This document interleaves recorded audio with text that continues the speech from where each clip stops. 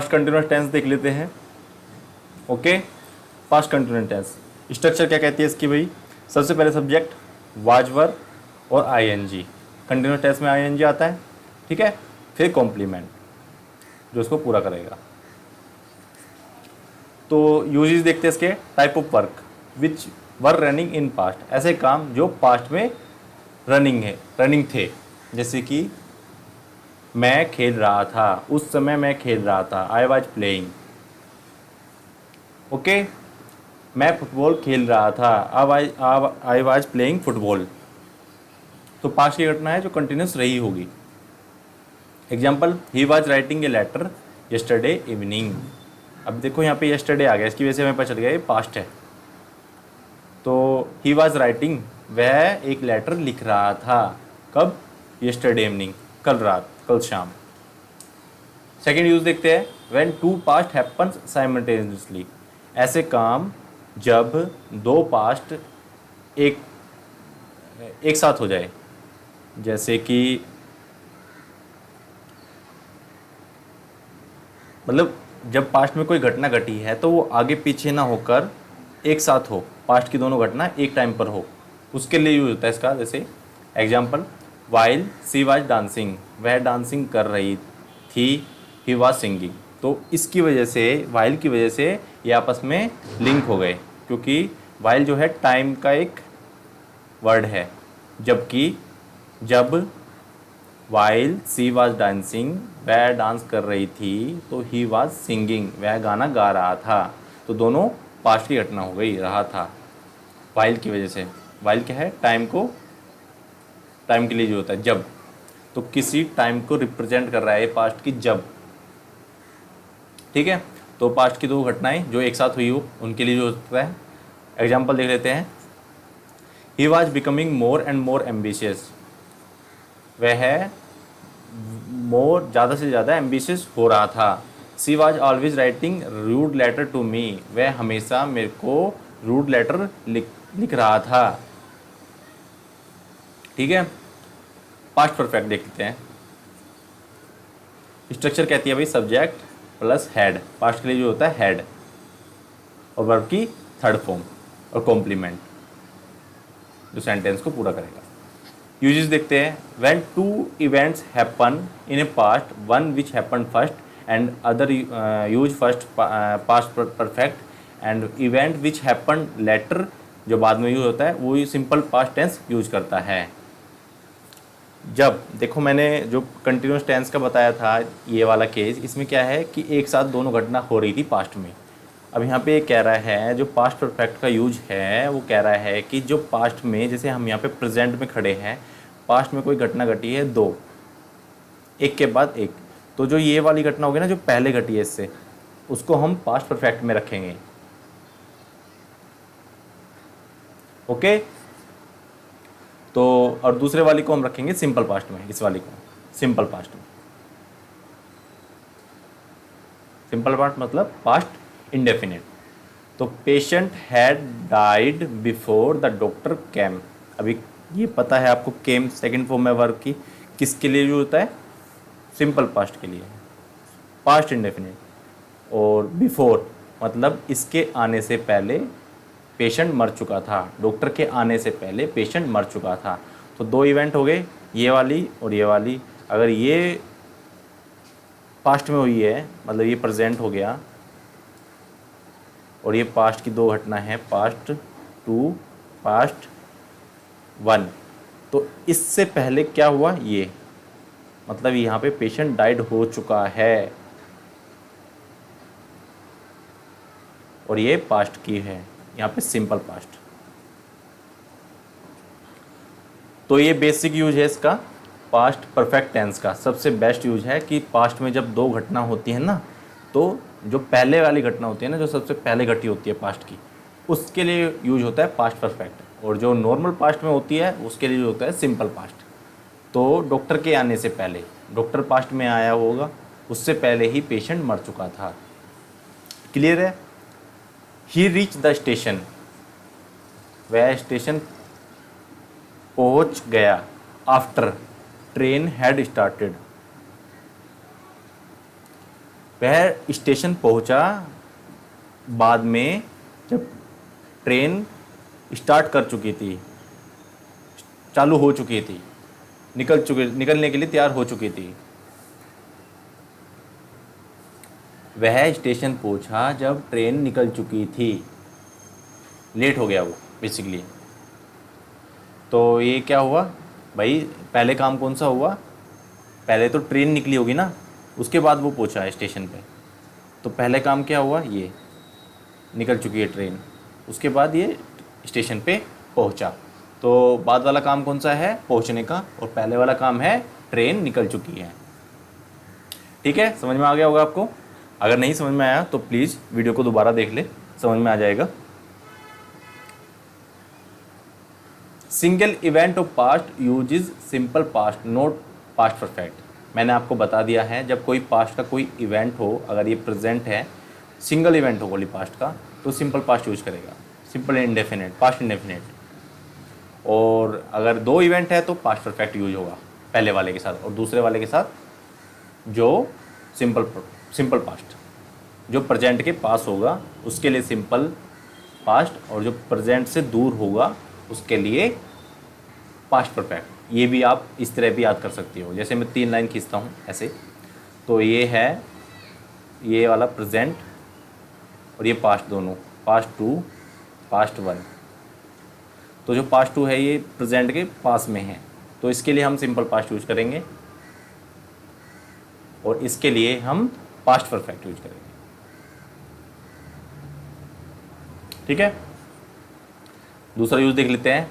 If unfulfilled, मतलब कोई fulfilled ना हुई हो विश हमारी, desire condition of past which use, जो हमारी पास्ट में कोई इच्छा पूरी ना हुई हो, तो उस सेंटेंस में ये वर्ड यूज होंगे, जैसे कि आई विश, इफ, एज, तो, विद पास्ट परफेक्ट।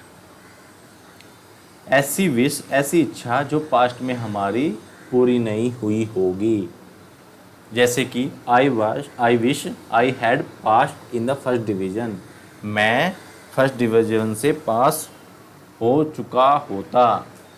हुआ नहीं है वो, मतलब पास्ट की है, उसकी इच्छा थी कि मैं, प्रेजेंट में खड़े होके वो पास्ट की इच्छा बता रहा है कि उसकी इच्छा ये थी कि मैं फर्स्ट डिवीज़न से पास हुआ होता। एक्चुअली में हुआ नहीं है, तो वो टाइम निकल चुका है, तो वो अभी रिग्रेट कर रहा है बेसिकली। वो आई विश, मेरी इच्छा थी, I had passed in the first division, तो जैसे यहाँ पे क्या आ गया, आई विश, तो ये यूज होगा पास्ट परफेक्ट टेंस, पास्ट की इच्छा के लिए जो फुलफिल्ड नहीं हुई। इफ़ आ गया यहाँ पे, he had come on time, अगर वह टाइम पर आ चुका होता। I would have caught the train, he would caught the train, वह ट्रेन को पकड़ चुका होता, ट्रेन में बैठ चुका होता, ट्रेन में सफ़र कर रहा होता। बेसिकली ये मीनिंग हो गया इसका कि वह ट्रेन को पकड़ चुका होता, बट वो टाइम पे आया नहीं, तो ट्रेन छूट गई होगी। तो कहने का मीनिंग तो यही हुआ ना कि उसकी पास्ट की इच्छा थी, पास्ट में कोई काम फुलफिल नहीं हुआ, उसके लिए भी होता है पास्ट परफेक्ट। तो अगर वो ट्रेन पकड़ लेता तो उसका कुछ काम होने से नहीं रुकता। तो if he had come on time, अगर वह टाइम पर आ चुका होता, वह ट्रेन को पकड़ चुका होता। तो बेसिकली ये हो गया यहाँ पे, ठीक है।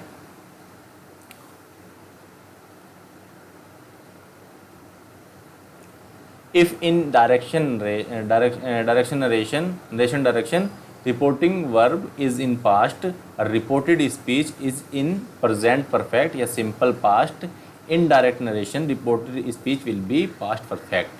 कहने का मतलब ये है कि जैसे रिपोर्टिंग वर्ब, जो ये है रिपोर्टिंग वर्ब, ये तो है पास्ट में, सैड है, और जो ये वर्ब है ना, या तो ये प्रेजेंट परफेक्ट में है जैसे कि इसमें, या फिर सिंपल पास्ट में, तो ये ऑटोमेटिकली इनडायरेक्ट में पास्ट परफेक्ट में चली जाती है, हैड डन। अब दोनों केस देख लो, यहाँ पे ये डायरेक्ट में ऐसे लिखी है, Mohan sad, I have done it, मैं कर चुका हूँ इसे। यहाँ पे क्या आ गया, प्रेजेंट परफेक्ट। और Mohan said I did it, यहाँ पे आ गया सिंपल पास्ट।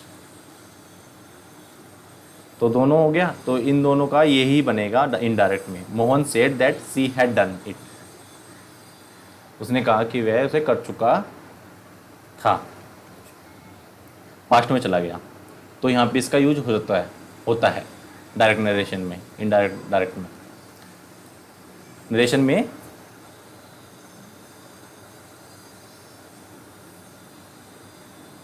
इसका यूज होता है, डायरेक्ट नरेशन में। ठीक है, पास्ट कंटिन्यूअस देख लेते हैं। पास्ट परफेक्ट कंटिन्यूअस स्ट्रक्चर क्या आती है भाई? सब्जेक्ट होता है, हैड होता है, बीन आ जाता है यहाँ पे, और वर्ब की फोर्थ फॉर्म आईएनजी फॉर्म। और यहाँ पे स्ट्रक्चर में आता है फोर सिंस। सिंस और फोर का मैं पहले ही बता चुका हूँ क्या होता है भाई। फोर पीरियड ऑफ टाइम के लिए होता है, सिंस पॉइंट ऑफ टाइम के लिए होता है। पॉइंट ऑफ टाइम, सिंस और for period of time. Okay, तो इसका यूज देख लेते हैं। Type of work which is started in past, ऐसे काम जो पास्ट में स्टार्टेड हुए हो और continue for some time in past, और पास्ट में ही कंटिन्यू रहे हो। जैसे कि अगर मैं बोलूँ यहाँ पे मैं प्रेजेंट में खड़ा हूँ, पास्ट में कोई काम स्टार्ट हुआ और कुछ टाइम पीरियड तक चला, तो उसके लिए जो होता है ये। Sachin had been lying there for a hour, Sachin वहाँ पे था 1 घंटे तक। सचिन वहाँ पे प्रेजेंट था या लाइंग ठहरा हुआ था फॉर 1 घंटे तक, तो यहाँ पे पीरियड ऑफ टाइम हो गया 1 आवर। तो पास्ट की घंटा है, पास्ट की घटना है, 1 घंटे तक वो ठहरा हुआ था। Future indefinite simple future, future पे आ गए हम। स्ट्रक्चर देख लेते हैं। सब्जेक्ट शैल विल वर्क की फर्स्ट फॉर्म। यूजेस क्या है इसके? Type of work which will be done in future, ऐसे काम जो फ्यूचर में होएंगे। तो यहाँ पे कॉम्प्लीमेंट है भाई, कॉम्प्लीमेंट मतलब जो कंप्लीट करेंगे ऑब्जेक्ट वगैरह। तो एग्जांपल देखते हैं। First example, he will do it tomorrow, वह इसको कल करेगा। गा गी गे। Mohan will build a house, Mohan will build a house, Mohan house को बिल्ड करेगा, बनाएगा। Other construction which is use for future tense, other construction भी देख लेते हैं जो फ्यूचर टेंस को लेकर यूज होते हैं। जैसे कि इजारम वाली टर्म भी यूज होती है टू के साथ, subject plus is are am plus to, first की first form. He is to start some business, वह स्टार्ट करने वाला है कुछ बिजनेसेस। मतलब अभी स्टार्ट नहीं किया, उसमें हम क्या कर रहे हैं, प्रेजेंट की इजारम यूज कर रहे हैं और फ्यूचर के टेंस को रिप्रेजेंट करने के लिए। मतलब ये जो प्रेजेंट की फॉर्म है इजारम, ये यहाँ पे यूज होती है जो नियर बाई फ्यूचर के लिए यूज होती है। मैंने आपको प्रेजेंट में बताया था, प्रेजेंट इंडेफिनेट और प्रेजेंट कंटिन्यूअस टेंस का यूज फ्यूचर को लेकर। और ये ऐसे ही है यहाँ पे, ही इज टू स्टार्ट करने वाला है, ही इज टू स्टार्ट मतलब करने वाला है। He is to start some businesses, वह कुछ बिजनेस स्टार्ट करने वाला है। तो सेकंड देख लेते हैं। Subject is are am about to, verb की फर्स्ट फॉर्म, इनके साथ वर्ब की फर्स्ट फॉर्म ही आएगी, ध्यान से देखना इसको। Subject plus is are am plus about to plus verb की फर्स्ट फॉर्म। सतीश, एग्जाम्पल देख लेते हैं। Satish is about to leave the house, Satish बस घर को छोड़ने वाला ही है।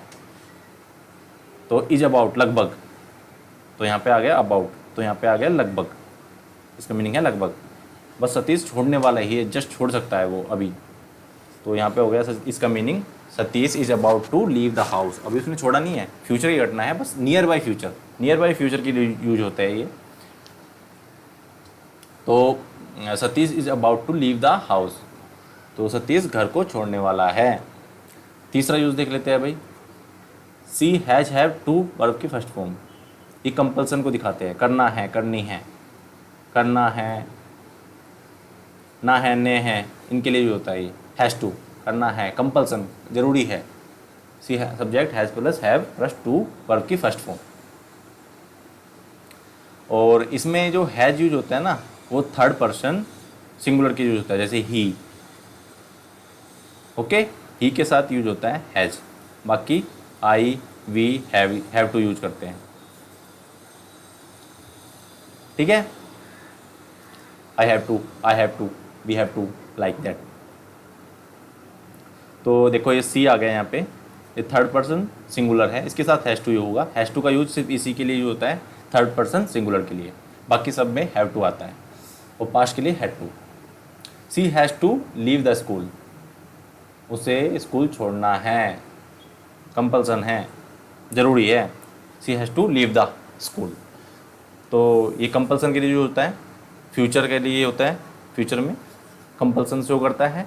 ये नियर बाय फ्यूचर को रिप्रेजेंट करता है।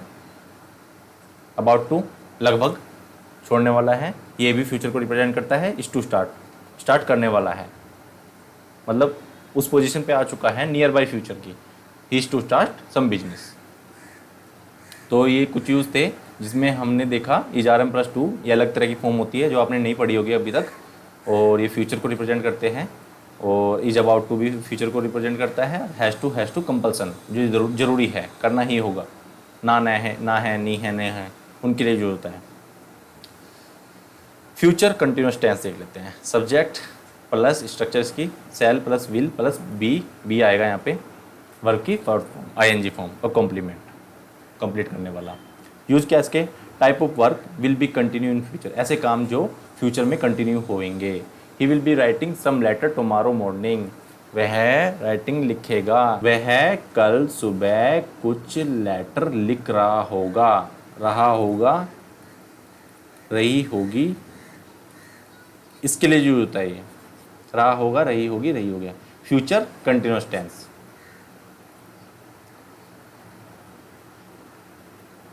ठीक है, तो रहा है, रही होगी, इनके लिए जो होता है, वह कल सुबह लेटर लिख रहा होगा, इसका ये हो गया मीनिंग। पहला यूज देख लिया हमने, इसमें इतने ही है, सिंपल सा ही है तो। ठीक है, रहा है, रही होगी, इन सब के लिए यूज होता है। फ्यूचर परफेक्ट टेंस देख लेते हैं। सब्जेक्ट शैल विल हैव आ जाता है इसमें, और थर्ड के साथ, हैव के साथ थर्ड फॉर्म, ये स्ट्रक्चर है इसकी, प्लस कॉम्प्लीमेंट। तो यूज क्या है, सबसे पहला यूज देखते हैं, type of work which will have completed in future, ऐसे काम जो फ्यूचर में कंप्लीटेड होंगे। लाइक मैं बताऊं आपको, कर चुका होगा, चुकी होगी, ऐसे वाक्यों के लिए यूज होता है future perfect tense. Example, they will have arrived, वे आ चुके होंगे, हेयर यहाँ, बाय दिस टाइम, इस समय, कल इस समय तक वे आ चुके होंगे, चुके हैं, चुके होंगे, चुकी होंगी, उन सब के लिए फ्यूचर परफेक्ट टेंस यूज होता है। प्रॉब्लम कैसी दी होती है भाई, you will have here the name of Gandhi, तुम गांधी का नाम सुन चुके होंगे। ठीक है, तो ये अनुमान लगा रहा है, अगर किसी इंसान से, अगर हम इंडिया में रह रहे हैं तो सभी लोग गांधी को जानते हैं, भाई हमारे राष्ट्रपिता हैं। तो अगर हम किसी को बोले कि भाई तुम गांधी का तो नाम जान चुके ही होंगे, तो मतलब वो गांधी का नाम जान चुका होगा, तो अनुमान लगा रहे हैं कि हम उसे पता होगा, अनुमान लगाना कि कोई कुछ जानता होगा, उसके लिए यूज होता है फ्यूचर परफेक्ट टेंस भी। ठीक है, you will have here the name of Gandhi, तुम गांधी का नाम तो जानते ही होंगे, अनुमान लगाया। फ्यूचर परफेक्ट इसका यूज कम होता है, इसका जो मीनिंग होता है हिंदी में रहा होंगे, रही होगी, ऐसा होता है। ठीक है, लेकिन यहाँ पे टाइम का फैक्टर आ जाता है, सिंस और फॉर। तो कंटिन्यूस, परफेक्ट कंटिन्यूस में टाइम आ जाता है, बाकी वो कंटिन्यूस ही होता है, कंटिन्यूस जैसा। ठीक है, तो अभी मैं बोलूँ, अगर मोहन विल हैव, ये स्ट्रक्चर देख लेते पहले, subject plus will shall have been ING for since. For हमने बता दिया आपको पीरियड ऑफ टाइम, और since point of time. Example क्या है भाई, Mohan will have been reading, Mohan reading कर रहा होगा बुक्स की, किताबों की, ऑन दिस टॉपिक, इस टॉपिक पर, फॉर 1 वीक, 1 वीक से। अनुमान लगाना भी हो सकता है बेसिकली इसका, जैसे कि मैं बोलूँ अगर एज एक्सपेक्टेड कि भाई मोहन इस समय क्या कर रहा होगा, तो मैं बोलूँ कि भाई पिछले वीक हम मिले थे मोहन से, और उसने कहा था मुझसे कि मैं आज से बुक स्टार्ट करूँगा पढ़ना इस टॉपिक पे। तो अगर मैं वीक के ख़त्म होने के बाद अगर मैं किसी को बताऊं ये चीज़ कि मोहन क्या कर रहा होगा, तो मैं बोलूँगा उस इंसान को कि Mohan will have been reading books on this topics for 1 week. क्योंकि मोहन मुझे 1 वीक पहले मिला था और उसने मुझे ये बोला था कि मैं बुक स्टार्ट करने जा रहा हूँ पढ़ने, तो वो अभी बुक पढ़ रहा होगा 1 वीक से। तो मैं एक अनुमान लगा रहा हूँ, तो वहाँ पे यूज होता है रहा होगा, रही होगी, सिंस। या फिर मैं ऐसे भी बोल सकता हूँ मेरे सामने नहीं होगा, मैं अपने सामने देख के ये चीज़ नहीं बोल सकता फ्यूचर परफेक्ट कंटिन्यूस टेंस का यूज कि भाई मेरे सामने अगर बच्चे खेल रहे हैं, तो मैं ये नहीं कह सकता ना कि बच्चे खेल रहे होंगे घंटे से। नहीं, बच्चे मुझसे दूर हैं और मैं अनुमान लगा रहा हूँ कि बच्चे the children are playing, children will have been playing for 1 hour, 1 घंटे से बच्चे खेल रहे होंगे। तो मैं एक अनुमान लगा रहा हूँ कि बच्चे मेरे आंखों के सामने नहीं हैं, वो दूर है मुझसे, और मैं कह रहा हूँ इस टाइम पर बच्चे क्या कर रहे होंगे, भाई खेल रहे होंगे 1 घंटे से, क्योंकि वो उनका रेगुलर टाइम हो सकता है खेलने का। अगर मैं बोलूँ शाम के 5 से 6 बच्चे खेलते हैं रेगुलर, और मुझे एक अनुमान है, एक अंदाज़ा है, तो मैं किसी को अगर बताना चाहूँ कि बच्चे क्या कर रहे होंगे, बच्चे अभी खेल रहे होंगे 1 घंटे से, तो मैं कह सकता हूँ। तो ये फ्यूचर परफेक्ट कंटिन्यूस टेंस है, इसका कम यूज होता है वैसे बेसिकली। तो टेंसेज यहीं पे ख़त्म होते हैं। आपको अब क्वेश्चन प्रैक्टिस करने हैं, ट्राई करना, क्वेश्चन आपके हो जाएंगे। ओके, अगर वीडियो आपको अच्छी लगी हो तो प्लीज़ शेयर कर दो वीडियो को ज़्यादा से ज़्यादा लोगों में, और अभी तक चैनल को सब्सक्राइब ना किया हो तो प्लीज़ चैनल को सब्सक्राइब कर दो, अपनी चैनल पर सपोर्ट दिखाओ यारो। ठीक है, अभी के लिए इतने करते हैं, अगले चैप्टर